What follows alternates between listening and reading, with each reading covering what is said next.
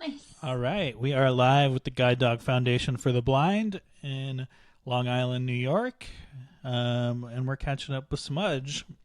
What's Smudge doing today? Today we are back in my house because we're going to be introducing some self-control exercises. Smudge is going to be a guide dog, so she's going to be in public a lot, and that means she has to learn how to ignore environmental distractions like food on the ground and different animals and people and toys. So we usually start with some what we call artificial environments. So right now I have a couple different distractions. We have a couple of her toys, my slippers that she loves to steal, and a little bowl of food on the ground. And what we're going to be doing today with her is she's going to learn that when she sees a distraction on the ground, she can ignore it and get a reward from me. So our puppy raisers work really, really hard to be proactive with our puppies. And that means that she is going to be rewarded for not adding tension to her leash and collar and not approaching the distraction and, lunging towards it or jumping or leaping towards it. So I'm going to be giving her a lot of kibble as she starts walking and approaching the items. And by the end of this exercise, after we've been doing it for a couple months, she should be able to recognize different distractions in her environment and then look to me for reinforcement and reward. So we want a dog that can say, yeah, that's a distraction, and then look to their handler and say, but I'd rather check in with you and get the reinforcement for ignoring that. So we'll go ahead and get started. So I have her on a fairly loose leash, but she's not close enough to actually get to the distractions. So I'm going to just walk her over to the first one. Come on. Good girl. Nice. So before she even thinks about lunging or pulling towards the distraction, I have her being rewarded for just standing here and not lunging towards it. So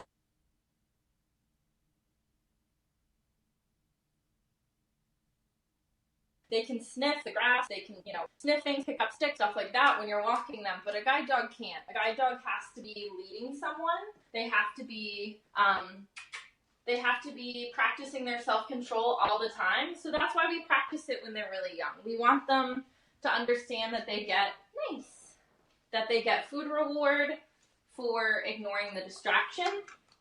So we start with fairly simple items. Nice. And then we move on to more distracting items, and we move it to more distracting areas. Like we might add another dog. We might add more food, more exciting toys that squeak, or tennis balls that bounce around, stuff like that. But since she's just learning this, nice. Good girl. We're making sure that these are very low-key distractions that don't make any noise, that don't move around, and that are in her everyday environment. So she's learning that when she's attached to the leash with me, she needs to be focused on me. Nice. But when she's, off leash and playing and running around in my house, she can play with these items except for my slippers. So she's adding a little bit of tension right here, so I'm just going to wait for her to relax that. Nice. And then she gets food reward for it. Good girl. So this is something all of our puppy raisers practice in their home. Nice. Because then when you get in public and say there's, some chips that were dropped on the ground, then in a parking lot or something, then your puppy knows to ignore them because they're going to get rewarded from you. Our puppies really need to be engaged with their handler and go from there. So we have a little bit of food on the ground. She's adding some tension. Nice. Good job. Nice. Good girl.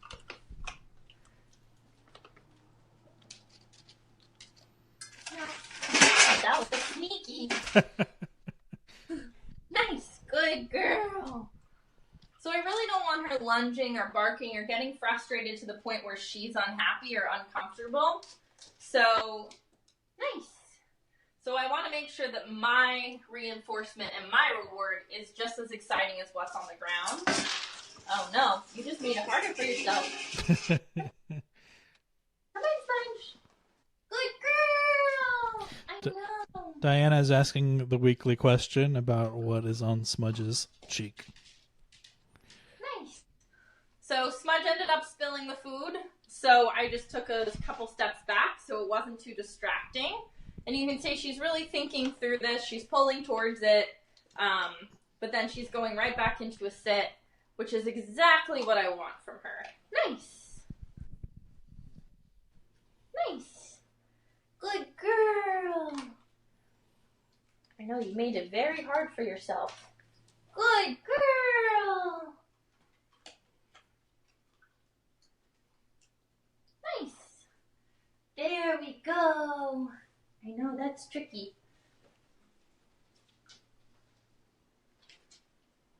So one of the things, nice, that our puppies will learn is if they feel tension on their collar, that they should move away from it instead of pulling harder. A lot of pet dogs will start sniffing something and just like really brace themselves against that pressure. We teach our puppies that they need to have a loose leash so there isn't tension. So we do this nice by practicing these self-control exercises.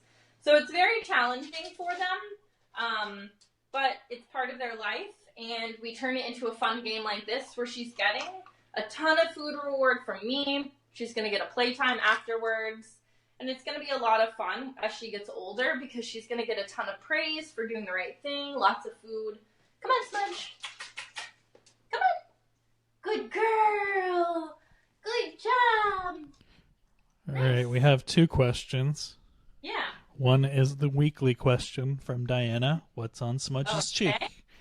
So we have Smudge's birthmark right there. Let's see if we can see it. It's just it's a birthmark. It doesn't happen very commonly. Nice. But Smudge did have it, so it's just something that distinguishes her and makes her stand out from the crowd. Nice. And the other question is from Donna, and she wants to know what your website is. Our website is guidedog.org, and our sister organization, America's Vet Dogs, is vetdogs.org. Nice. Good girl. So you can see that Smudge is really starting to tune into me. She's recognizing I'm not going to get the distractions over there. Nice. But I am getting kibble and reward over here. So she's making the right choice. She's practicing her self-control by choosing to stay next to me, by not adding any tension to her leash. Her leash is relaxed. Nice. So she's getting lots of food reward for that because I'm trying to be proactive with her. Nice. Good girl.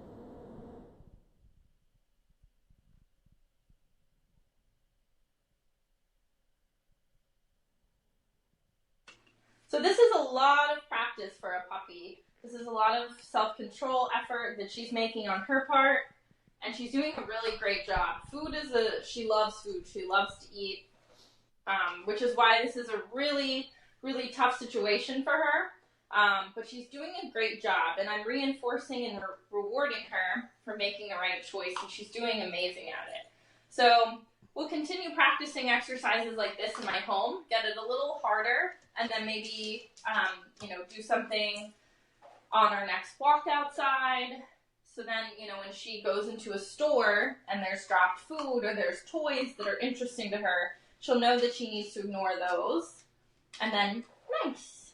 And then she gets rewarded from me. So this is really a basic foundation of her becoming a successful guide dog. Cool. I think someone was asking why you choose to use the collar versus a harness for training. So, harnesses actually encourage dogs to pull. So a collar, I can add just one spot of pressure. So if she starts pulling, it only adds pressure on the opposite side of where it's attached. And harnesses actually pull all throughout their chest, underneath their armpits, and nice. And various other spots. So it actually adds pressure points, and it encourages the dog to pull away from them and pull into them. So we use collars. We also use what we call a head harness. So we'll be introducing that in a couple of weeks. I've been working on it during her meal times.